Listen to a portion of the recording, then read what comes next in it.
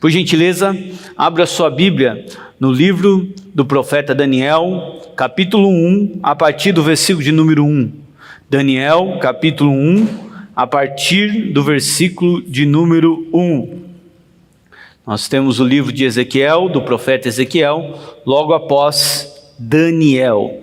Nós iremos fazer a leitura do capítulo 1, versículo de número 1 em diante.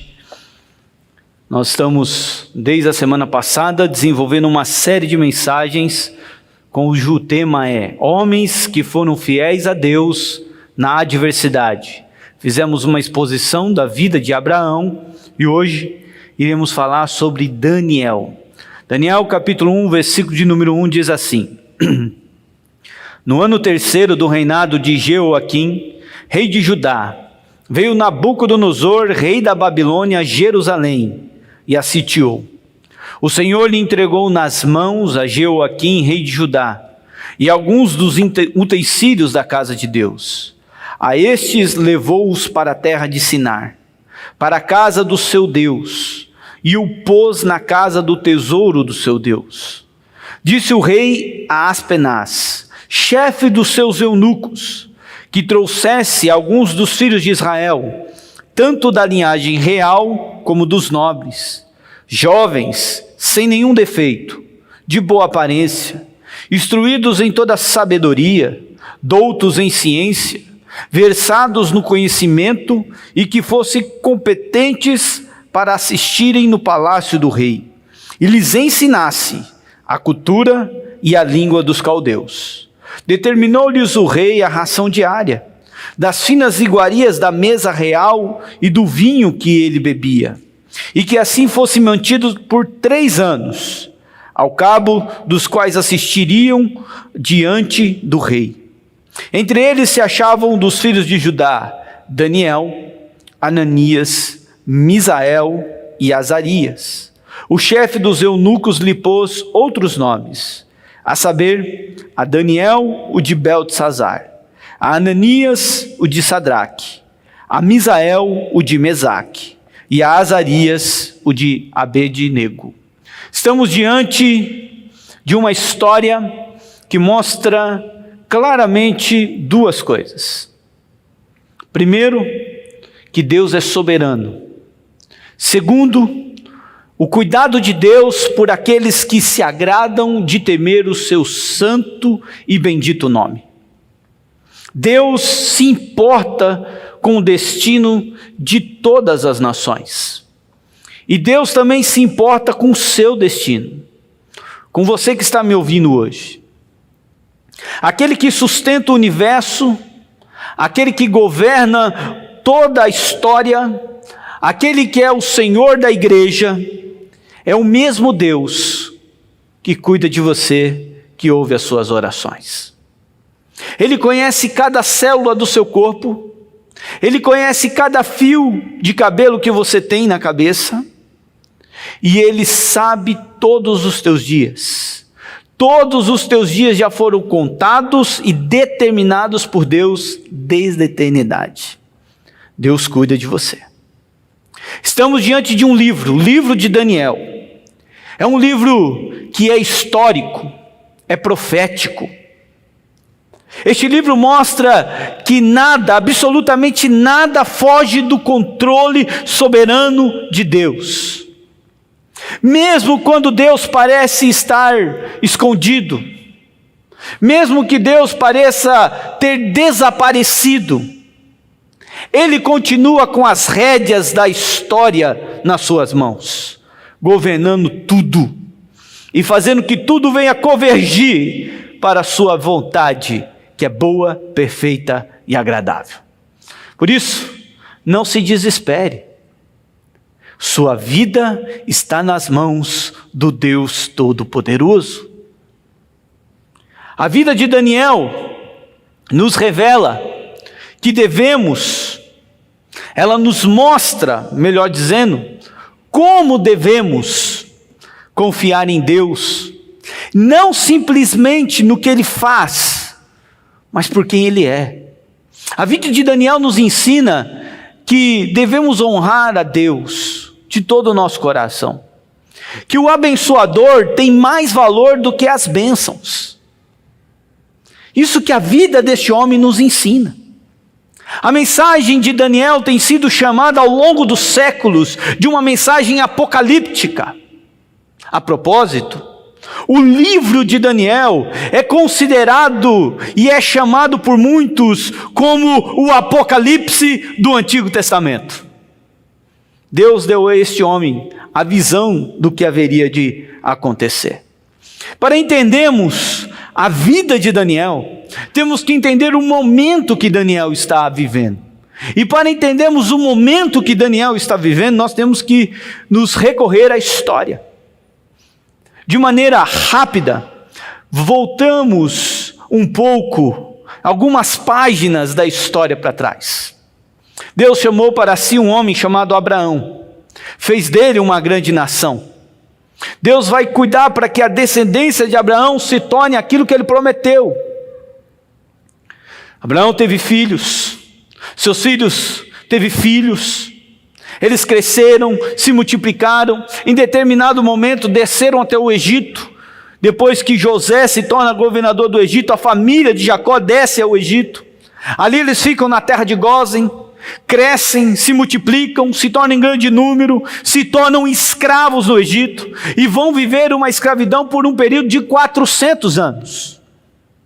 Mas Deus não se esqueceu do seu povo, assim como Deus não se esquece de nós.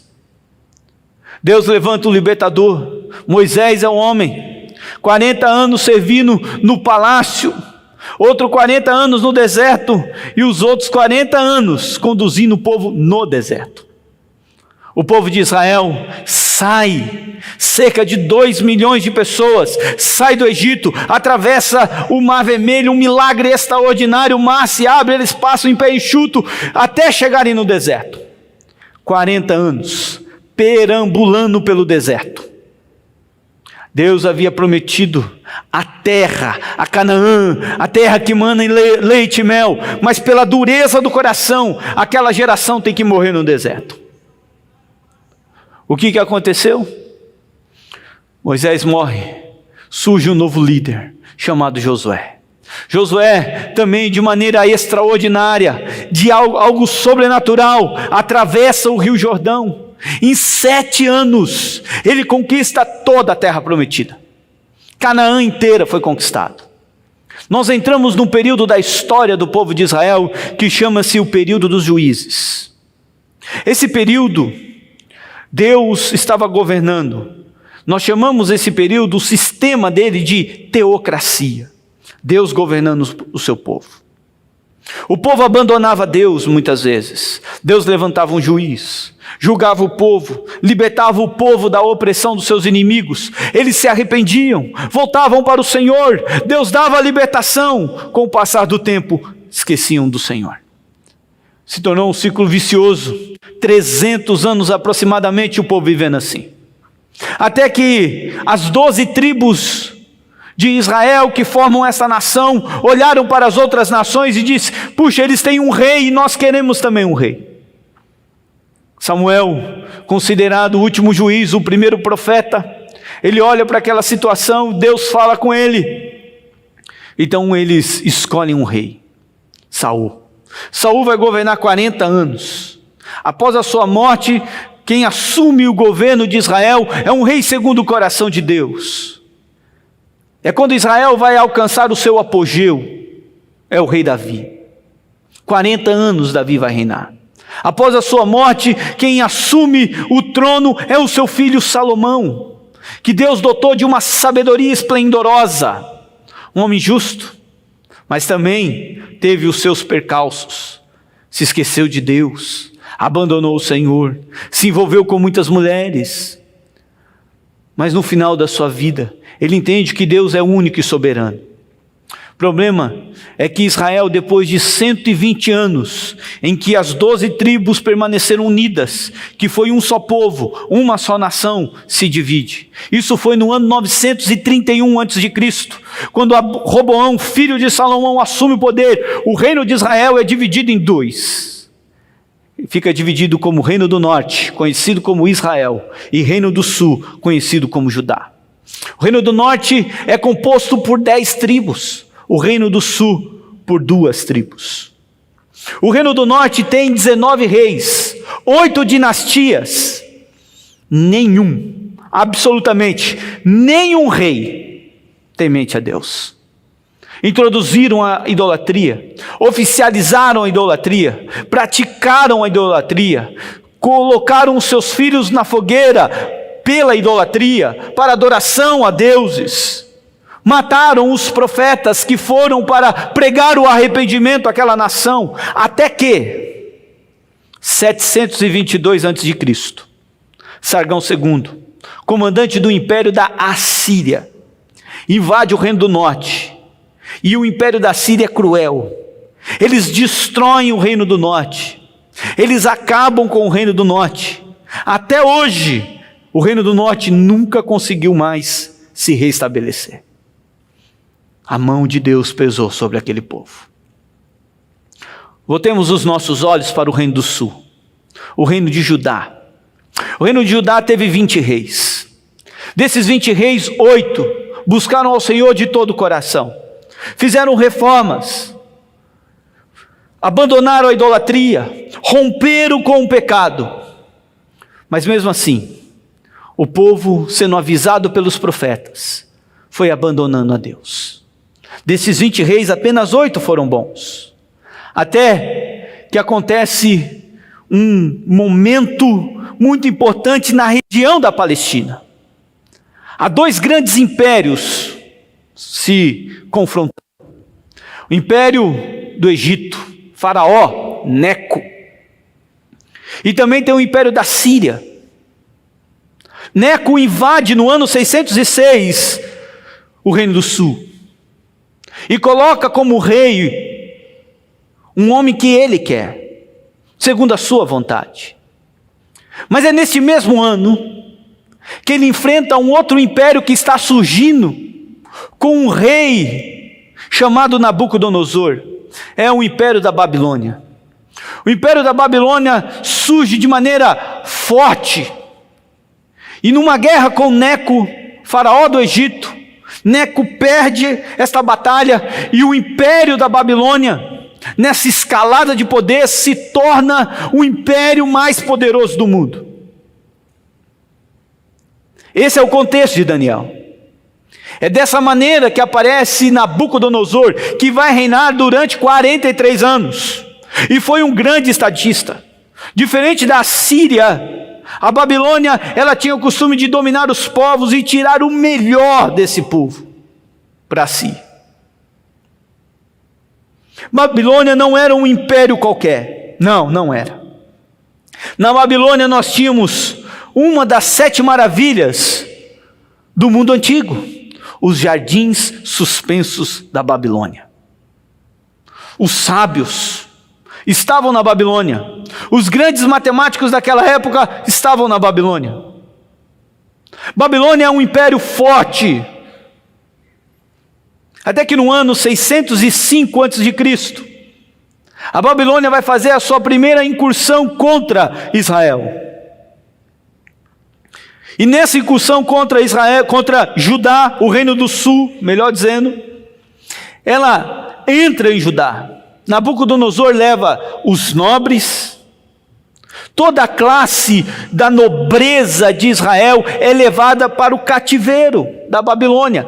É nesse ano que surge Daniel, um jovem que também é conduzindo a Babilônia. Até o rei Jeoaquim, que tinha 36 anos, foi feito escravo, preso a ferros e conduzido à Babilônia. Os seus oficiais da corte, Daniel e seus 3 amigos também foram juntos para a Babilônia. E alguns tesouros, o texto bíblico vai dizer para nós, alguns vasos, tesouros que havia no templo também foram. A segunda incursão do Império Babilônico é no ano 597. A capital de Judá, Jerusalém, é sitiada. O jovem rei Joaquim, com 8 anos de idade, é levado cativo. 10.000 homens são levados para o cativeiro nesse ano, do povo de Israel. E no ano 586, quem estava reinando era o tio de Joaquim. Após 18 meses de cerco, Babilônia invade Jerusalém, destrói os seus muros, destrói o templo e acaba com tudo. E o rei Zedequias é levado até a presença de Nabucodonosor. Seus filhos são mortos na sua frente e os seus olhos são vazados. É destruída a nação de Jerusalém. Voltemos os nossos olhos novamente para Daniel. Observe comigo agora o verso de número 2 do texto que nós lemos. O Senhor lhe entregou nas mãos a Jeoaquim, rei de Judá, e alguns dos utensílios da casa. Isso no ano 606. A estes levou para a terra de... Qual a expressão que está aí? Sinar. Propositalmente, o autor deste livro, que possivelmente foi Daniel, colocou a palavra Sinar, não escreveu Babilônia. Por quê? Sinar significa lugar de esperança. Como alguém pode estar indo para o cativeiro e dizer que o povo foi levado para um lugar de esperança? Sinar é lugar de juízo de Deus. Daniel está escrevendo este livro para trazer confiança, animar o povo no cativeiro, e ele diz: nós fomos trazidos para o cativeiro, porque aqui é um lugar de esperança, Deus está conosco. Daniel está nos ensinando que mesmo em meio às mais profundas adversidades, Deus não abandona o seu povo. Deus não abandona o seu povo. Esse é o momento da história de Daniel, quando ele vai ser levado para Babilônia, muito triste. Aqueles que chegaram na Babilônia, acompanha comigo, escreveram o Salmo de número 137. Quando você lê Salmo 137, ele foi escrito na Babilônia. E os salmistas dizem assim: às margens dos rios da Babilônia, nós nos assentávamos e chorávamos, lembrando-nos de Sião. Nos salgueiros que lá havia, pendurávamos as nossas harpas, pois aqueles que nos levaram cativos, nos pediam canções, e os nossos opressores que fôssemos alegres, dizendo: entoai-nos alguns dos cânticos de Sião. Olha o verso 4 que eles vão dizer: como porém haveríamos de entoar o canto do Senhor em terra estranha? Se eu de ti me esquecer, ó Jerusalém, que resseque a minha mão direita. E aí ele vai discorrer todo o salmo. Tristeza, saudade da sua terra, saudade do seu povo. Espiritualmente, a nação de Judá já estava morta. Poucos haviam que temeram a Deus, mas foram levados para a Babilônia. Esse é o contexto. Aí vem-nos uma pergunta extremamente necessária e importante: quem foi Daniel? A Bíblia fala muito pouco dele, mas podemos desse capítulo tirar algumas informações interessantes. Primeiro, que Daniel fazia parte da nobreza. Ele não era qualquer um. Ele fazia parte da nobreza, porque o texto é claro. Verso de número 3: disse o rei Aspenaz, chefe dos seus eunucos, chefe dos seus oficiais, que trouxesse alguns dos filhos de Israel. Observe agora, tanto da linhagem real como dos nobres. Daniel estava aí. Daniel tinha aproximadamente 18 anos de idade. Era um jovem, começando a vida, e foi levado para o cativeiro. Não somente isso, olha as características que esses jovens tinham que ter, inclusive Daniel. Verso de número 4. Jovens sem nenhum defeito. Eles deveriam ter um físico muito bonito. Tinham que ser homens que não pudessem ter nenhum defeito. Nada. O porte físico dele tinha que ser ideal. Não somente isso, tinha que ser homens ou jovens instruídos em sabedoria. Em sabedoria. Doutos em ciência. Capacitados, versados, é isso que o verso de número 4 está dizendo, no conhecimento, e competentes. Nós temos aí 6 características. Daniel era tudo isso. Agora observe, aqui nós temos o que a Babilônia faz com os cativos. Esses jovens chegaram na Babilônia e a primeira ação da Babilônia é tirar a cultura do seu povo. É tirar a crença daquele povo que foi dominado. E é exatamente isso que eles vão fazer com Daniel. Primeiro, eles teriam que comer a comida do rei. A comida do rei da Babilônia era consagrado ao Deus máximo do babilônico. Eles tinham muitos deuses, os caldeus. Mas o que mais se destacava era o Deus chamado Bel. E toda a iguaria do rei era consagrada a Bel, para depois ir para a mesa de Nabucodonosor. E era dessa comida que Daniel tinha que comer. Segunda questão importante, os nomes foram mudados. Observe, Daniel, Ananias, Misael e Azarias. Daniel significa, Deus é meu juiz. Todas as vezes que alguém chamava Daniel, estava dizendo, Deus é meu juiz. Ananias, o Senhor tem sido gracioso. Que nomes bonitos. Misael significa, quem é como Deus? Quem é como Deus? E Azarias significa, o Senhor é meu auxílio. O Senhor é o meu auxílio. Agora observe como o inimigo confronta o Deus de Israel. Daniel foi mudado o seu nome para Beltesazar. Beltesazar, nome babilônico, caldeu, que significa que Bel, o principal Deus da Babilônia, te proteja. Em vez de chamarem ele de Deus é o meu juiz, começaram a chamá-lo de que o Deus da Babilônia te proteja. Que Bel te proteja. Ananias, o Senhor tem sido gracioso, seu nome foi mudado para Sadraque, significa o comando de Acu. Acu era o Deus da lua dos caldeus. Misael, quem é como nosso Deus, seu nome foi mudado para Mesaque, quem é como Deus Acu. Olha que afronta. Azarias, o Senhor é meu auxílio, foi mudado o seu nome para Abednego, significa servo, escravo de Nebo. Nebo era o Deus da sabedoria e da agricultura na cultura pagã. Eles queriam simplesmente eliminar o Deus poderoso do coração de Daniel. E esse jovem, ele tinha tudo para se entregar. Ele tinha tudo. Ele olhava e via que se ele cumprisse tudo aquilo que estava sendo colocado diante dele, ele poderia se tornar um grande homem na Babilônia. Mas não foi esta a escolha de Daniel. A vida de Daniel é feita de escolhas. E ele sempre escolheu o Deus Todo-Poderoso. O verso de número 8 fica muito claro. Olha o texto como diz, resolveu Daniel firmemente não se contaminar com as finas iguarias do rei. Ele tomou uma posição.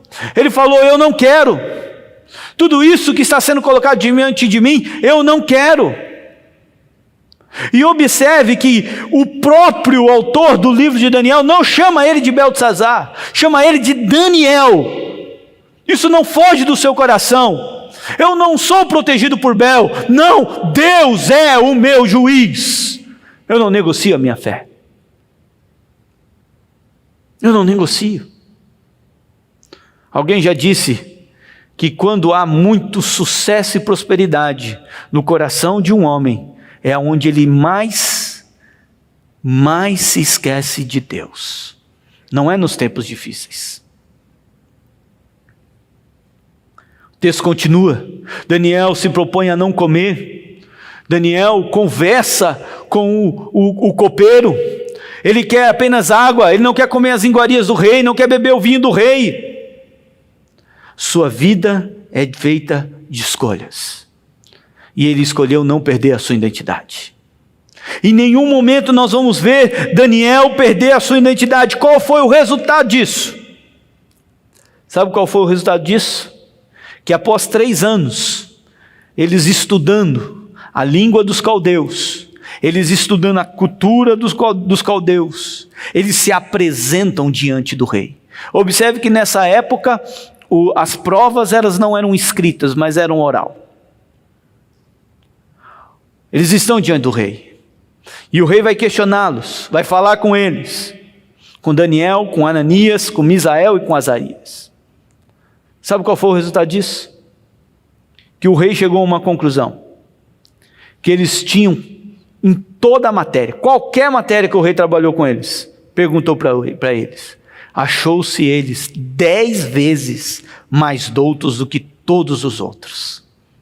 A fidelidade de Deus com aqueles que obedecem à sua palavra. Aqui vale a pena nós tirarmos 3 lições rapidamente para nós, antes de continuarmos a história de Daniel. A primeira é que sempre obedecer vai resultar em bênção. Sempre. Sempre aqueles que obedecem à palavra de Deus, lá na frente, vão colher as bênçãos de Deus. Segunda lição, a maioria das nossas derrotas não tem a ver com o diabo, e sim com os nossos pecados. Por isso temos que ouvir a voz de Deus, e não sermos como a nação, o reino do norte, ou como o reino do sul, que matou os profetas e não ouviu a exortação de Deus. E a terceira lição, sempre que Deus nos exorta, Ele nos exorta para que nós venhamos a nos arrepender. Nos arrepender e nos voltarmos para Ele. Vamos continuar na vida de Daniel.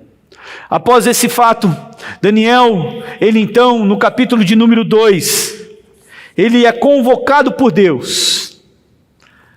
Nabucodonosor tem um sonho, e ele convida todos os sábios para que interpretasse o sonho e para que falasse qual foi o sonho que Deus deu, que ele teve, melhor dizendo.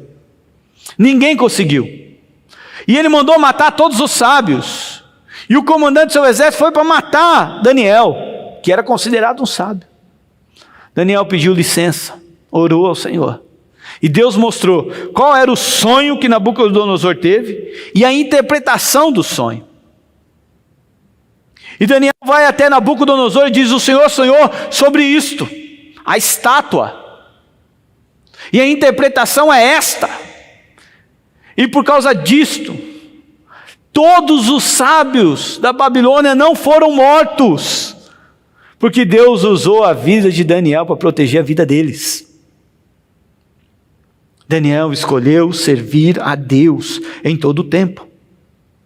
No capítulo 3 do livro de Daniel, nós temos os amigos de Daniel, que foram jogados na fornalha de fogo ardente, mas também fizeram a escolha de servir a Deus. Nós não vamos adorar os deuses da Babilônia. Nós não vamos adorar esta estátua que Nabucodonosor criou, construiu. No capítulo 4, Daniel narra no seu livro mais um sonho de Nabucodonosor. O sonho de uma grande árvore, que era podada, que era cortada, e depois ela ficava encarcerada. E Daniel traz a interpretação dizendo que esse era Nabucodonosor, que queria viver como louco.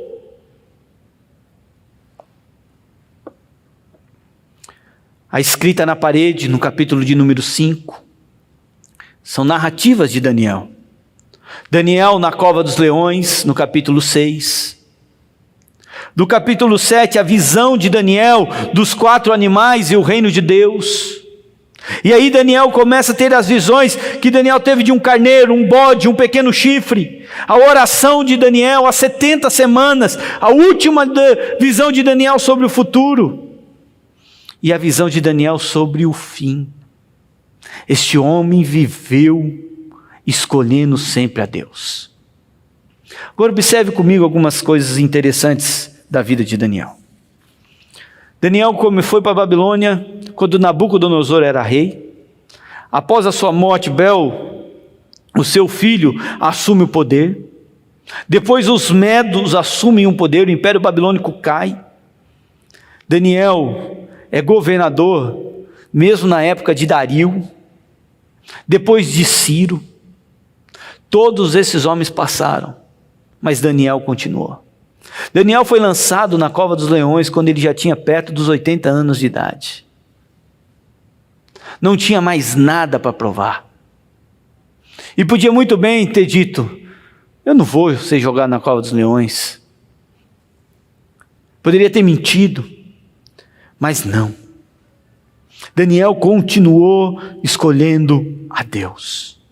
Serviu Nabucodonosor, repreendeu Beltesazar, esteve à disposição de Dario e assistiu a Ciro. 4 reis, 2 impérios passaram. O servo de Deus permaneceu aonde ele tinha que estar. Agora observe comigo um outro lado. Daniel não voltou para sua terra. Daniel não voltou para Jerusalém. Mas o texto de Daniel capítulo 6 diz que todos os dias ele orava 3 vezes ao dia em direção a Jerusalém, pedindo para que Deus restaurasse a sua nação.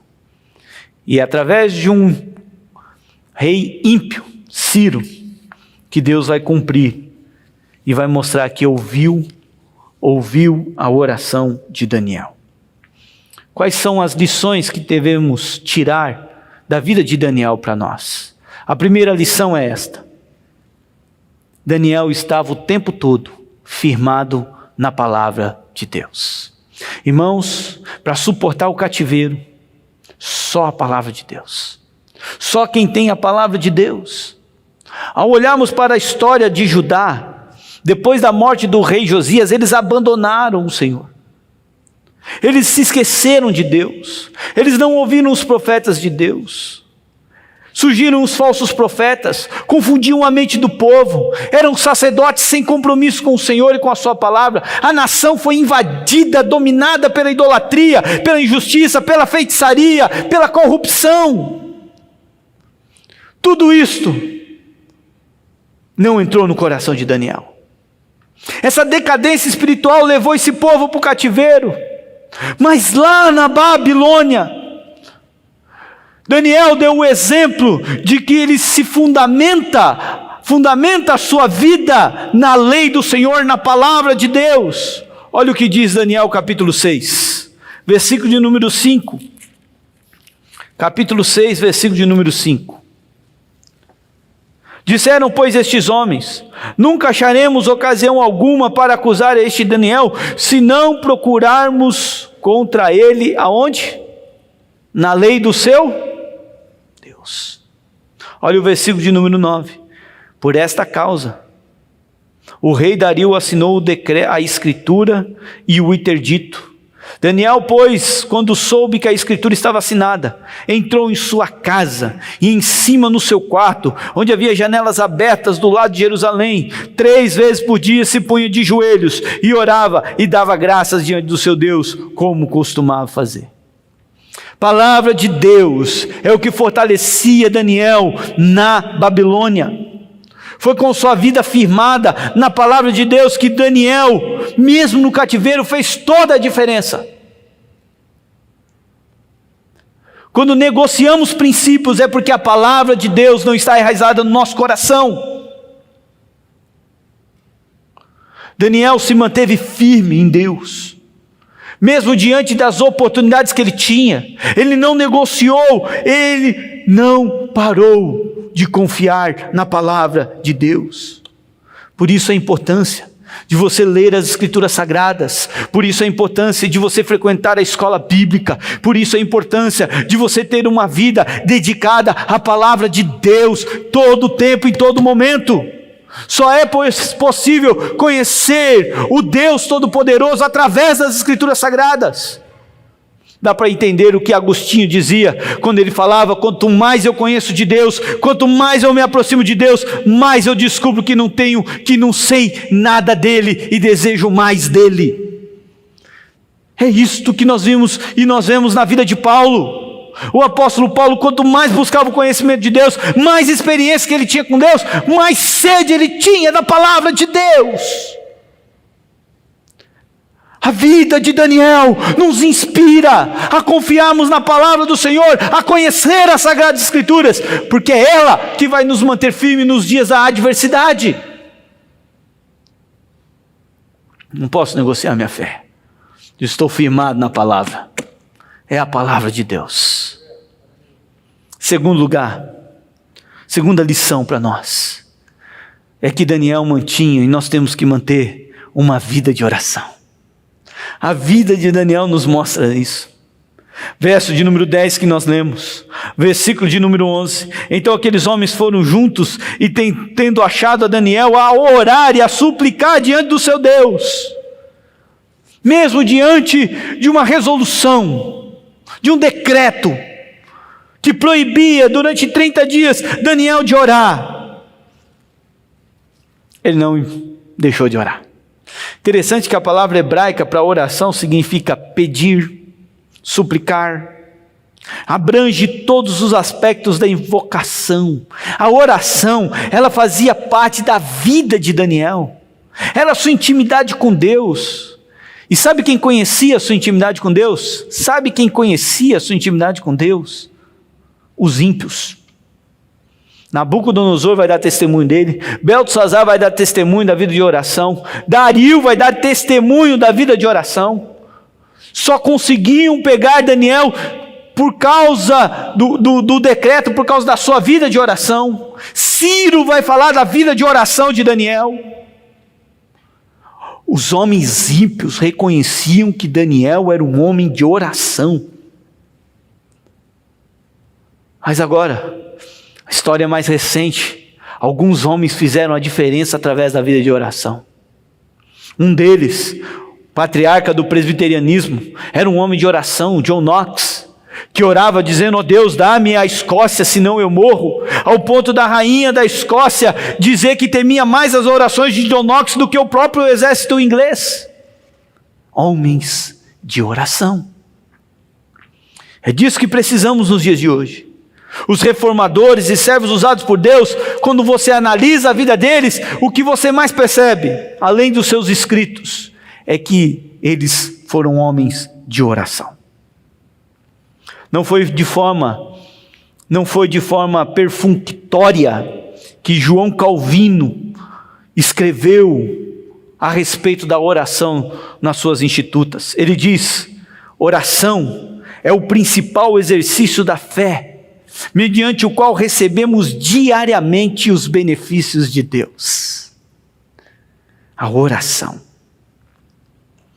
A história nos conta de um homem que viveu entre 1714 a 1770. O nome desse homem é George Whitefield.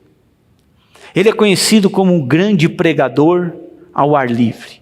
A propósito, ele é intitulado como o príncipe dos pregadores ao ar livre.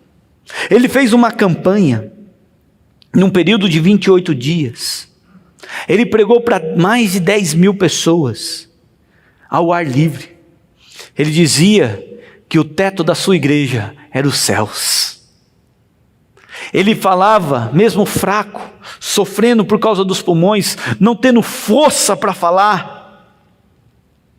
Ele falava baixinho aqui, e a última pessoa entendia lá no fundo. Era o poder de Deus na vida desse homem. Ele pregava, ele mantinha-se, melhor dizendo, ele pregava em média 10 vezes por semana, ao ar livre.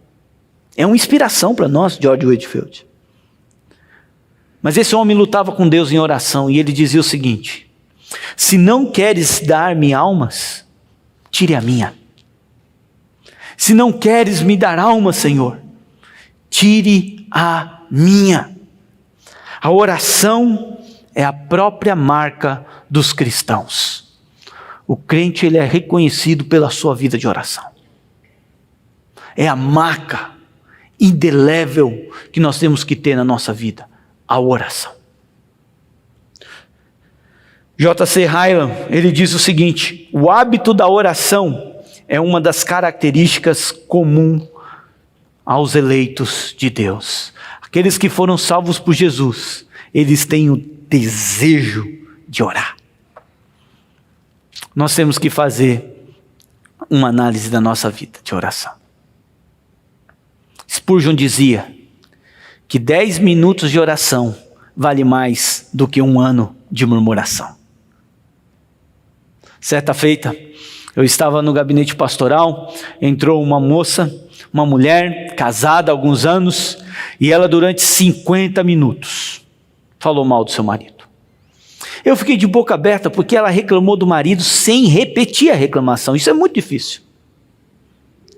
Normalmente você repete 2, 3 vezes a mesma coisa. Mas ela durante 50 minutos, sem ter um fôlego, reclamou do marido. E sem repetir a reclamação. Ao findar os 50 minutos, eu olhei no relógio e falei assim, agora nós vamos orar 50 minutos. Ela olhou assim para mim e disse, quê? Nós vamos orar mais 50 minutos. Você falou 50 minutos reclamando do seu marido, agora vai ser 50 minutos de oração. Pode dobrar o joelho que eu vou começar a orar. Ela falou, eu vim aqui para o senhor resolver o meu problema. E o senhor está pedindo para eu orar? Eu falei, não tem como resolver o seu problema, a não ser com oração. Oração. Nunca pode ser a última opção. Tem que ser a primazia da nossa vida. E dei um dever de casa para aquela mulher. Todas as vezes que ela reclamar do marido, ela deveria orar por ele. Reclamou do marido 10 minutos, ora 10 minutos. Assim, Deus pode mudar o coração das pessoas. Através da oração. Mais uma lição da vida de Daniel para nós. Ele confiava em Deus. Esse homem confiou em Deus plenamente. Quando estudamos a vida de Daniel, podemos ver que a palavra confiança no Senhor, as palavras confiança no Senhor, salta aos nossos olhos. Porque ele confiou em Deus para os jovens, na sua mocidade. Ele não negociou, ele confiou em Deus na sua juventude. Ele confiou em Deus com seus 40, 50 anos. Ele confiou em Deus com seus 60 e 70 anos. E ele confiou em Deus com seus 80, até os 85 anos, que muitos historiadores dizem que Daniel morreu com 85 anos. Foi uma vida de confiança a Deus. Esse foi o testemunho que o presbítero Jonatas deu do seu pai, que faleceu 96 anos de idade. E o presbítero Jonatas me disse, 96 anos, pastor, confiando no Senhor. Ao findar a nossa vida, que na nossa lápide possa estar escrito, viveu confiando no Senhor. Viveu confiando no Senhor. Daniel em nenhum momento titubeou. Sempre confiou no Deus Altíssimo, no Deus Todo-Poderoso, no Senhor, o Deus único e verdadeiro. Caminhando para o final, a confiança de Daniel era resultado do conhecimento do Deus vivo que age. Ele viu Deus agindo na história do homem. Deus mostrou para Daniel tudo o que haveria de acontecer no futuro. Ele não se conformou com o mundo, mesmo tendo passado por adversidades, no reinado de Nabucodonosor, de Belsazar, de Dario, de Ciro. Ele não deixou ser contaminado pelas iguarias do rei, mas se apegou ao Deus eterno. Queridos irmãos, a vida de Daniel não foi fácil, como também não é as nossas. Foi marcada por lutas e por vitórias. Mas como disse o ex-presidente dos Estados Unidos, Theodore Roosevelt, eu gosto dessa frase: nunca houve um homem que viveu de maneira fácil e cujo nome seja digno de ser relembrado. Todo o tempo, Deus estava sustentando o seu servo. Em cada momento de sua vida, Deus estava cuidando dele. No findar da sua vida, Daniel fechou os olhos aqui, ainda no cativeiro, mas foi recebido na eternidade, aos braços do nosso Senhor Jesus Cristo. Confiou em Deus a vida toda. Que Deus nos abençoe. Fiquemos em pé e vamos orar ao Senhor.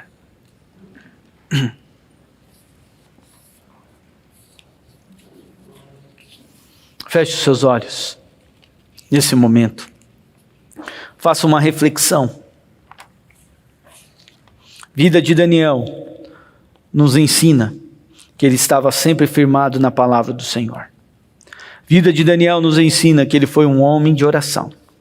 A vida de Daniel nos ensina que precisamos confiar em Deus em todo momento.